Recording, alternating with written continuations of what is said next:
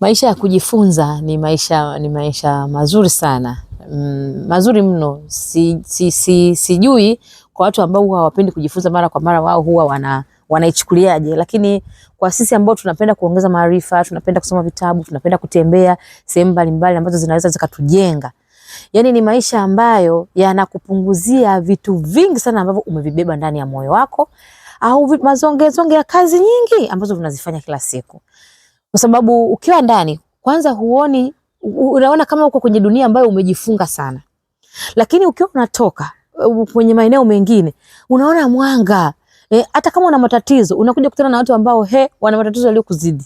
Kwa hiyo kumbe unaweza kaa unalia, unaona na matatizo mengi sana, lakini ukitoka mtu mwingine akikwambia la kwake unajifunza kwamba hivi kumbe matatizo ni sehemu ya maisha. Lakini ukiongeza maarifa pia uwezi kuwa mtu wa kawaida. Yaani uwezi kuwa mtu yule yule kila siku. Yaani kuna kitu fulani nako katakuongezea. Challenge za kujifunza ambazo unakutana nazo au za watu ambao unaona wameadvance, wale wanakupa hamasa, yaani wanakupa akili ya kufanya kwamba kumbe hata mimi naweza. Kumbe nipambane, kumbe nisome, kumbe nijifunze, kumbe naweza kuwa kama yule ninayemtamani. Yule unayemtamani, mimi naamini hakuna mtu ambaye alikuwa hivyo bila kujifunza. Hata ukiangalia jana nilikuwa naangalia mfanyabiashara mmoja, sitaki kumtaja jina, lakini mimi kuna kitu nilijifunza kwake, ambaye amefanya biashara ambayo ameadvance kutoka kwa biashara ya kawaida. Yaani biashara ni ile ile na mtu anafanya kitu kile kile, lakini yeye amekifanya kwa namna ya tofauti. Nikajua kwamba huyu yani kile kilichomfanya afanye ile biashara kwa namna ya tofauti na ni ile ile, maana yake amejifunza. Manake ameongeza maarifa, manake amesoma, aidha ni kwenye kitabu au kwenye kusikiliza videos au kuona, yani manake hata mitandao yake manake ameitumia in a positive way. Yani ameutumia mtandao wake kujifunza na kuweza kuongeza vitu ambavyo vinamjenga. Yani usipende kutumia muda mwingi kwenye vitu ambavyo havikuongezei chochote. Na hii niwaambie hata sisi waajiriwa. Sisi waajiriwa hapa tunakwama sana. Umeamka asubuhi, let's say umeenda kazini kwako. Umefanya kazi. Sawa, ndio umechoka. Lakini ile kazi ni ya mwajiri, sio ya kwako. Kwa hiyo umepata nafasi ya kurudi nyumbani. Unaporudi nyumbani, hakikisha ule muda ambao uko nao nyumbani, aidha umechukua kitabu, umesoma kidogo, kujifunza kitu ambacho sasa ni cha kwako wewe, unachokipenda wewe. Labda wewe unapenda kuwa mkulima. Wapo wakulima wanaofanya vizuri. Wako watu wanaofundisha vitu vinavyohusiana na mambo ya kilimo. Jifunze ili uweze kuadvance. Inawezekana pengine unaona labda wanafanya kwa ukubwa sana, wewe bado hujafikia hicho kiwango, lakini kuna maarifa ambayo pale utayaingiza.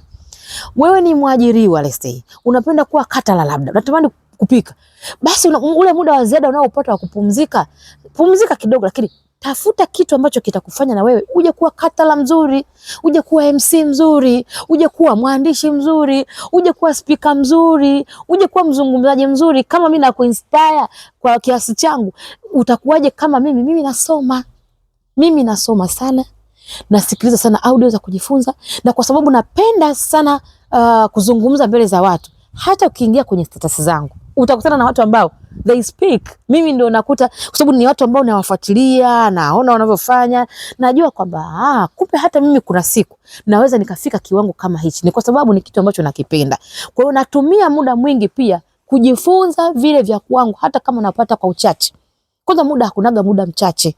Muda unaompoteza huo ndio muda ambao ulitakiwa kuushikilia. Mimi naamini, wewe unayenisikiliza, uko hapo ulipo kwa sababu ya matumizi yako ya muda.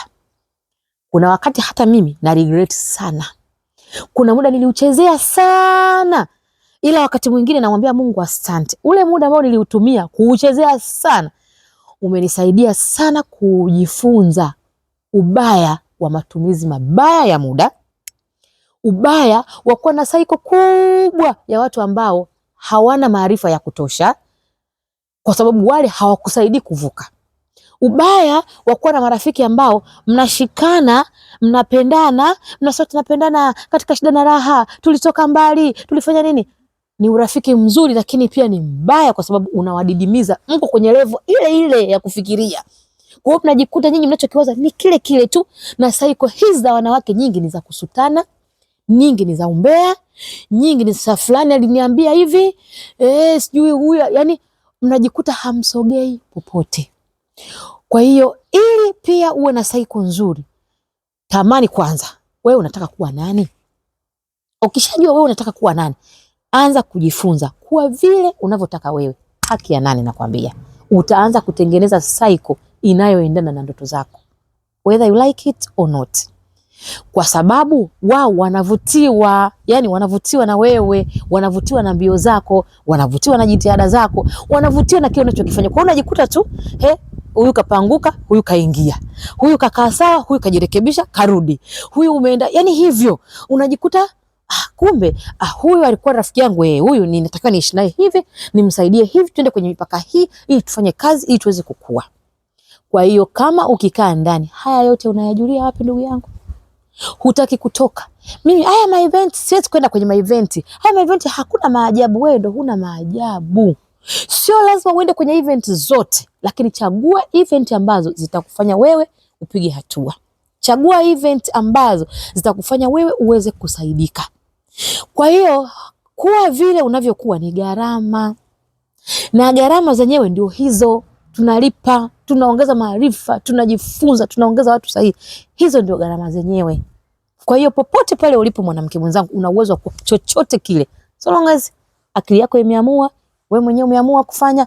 Kwa hiyo mimi nikwambie, maisha ya kujiongezea maarifa, maisha ya kutoka kwenye mazingira tofauti yanakufanya wewe usiwe yule wa kawaida. Lazima uwe wa tofauti, kwa sababu utakutana na mazingira ya tofauti ambayo yanakufanya wewe uendelee kuwa imara, uendelee kuwa bora. Kwa hiyo kwa kifupi tu nimetamani kukumbusha, penda kujifunza ili ujitengenezee maisha yako. Unajua kuna watu wanaweza kukukimbia, wewe ukaona kama hawakupendi, kumbe wanakukimbia pia cycle yako. Yani cycle yako iliyokuzunguka inaweza kabisa kukufanya watu wajitenge na wewe, kwa sababu wanaangalia, wanaona na wewe uko vile vile. Kwa hiyo toka, hebu toka, jipambanue, jifunze, wewe tofauti. Sijakwambia ukimbie watu, hatuwezi kukimbia watu, tunawahitaji watu, lakini kuna level fulani ili ufikie, ni lazima ujitengenezee mazingira ya kukufanya wewe kuwa wa thamani. Na thamani yako unaitengeneza wewe mwenyewe. Mungu akubariki sana. Kama umejifunza basi endelea kujifunza, kama unacha kuongeza basi ongezea. Tunaishi kwa kujifunza ili tuendelee kuongezeana thamani. Mimi si mkamilifu, najifunza. Kadri ninavyoongea mimi pia najifunza, na wewe natamani na naamini kuna kitu unachojifunza. Basi tuendelee kufundishana ili tuendelee kuwa bora kwenye maisha. Mungu awabariki sana.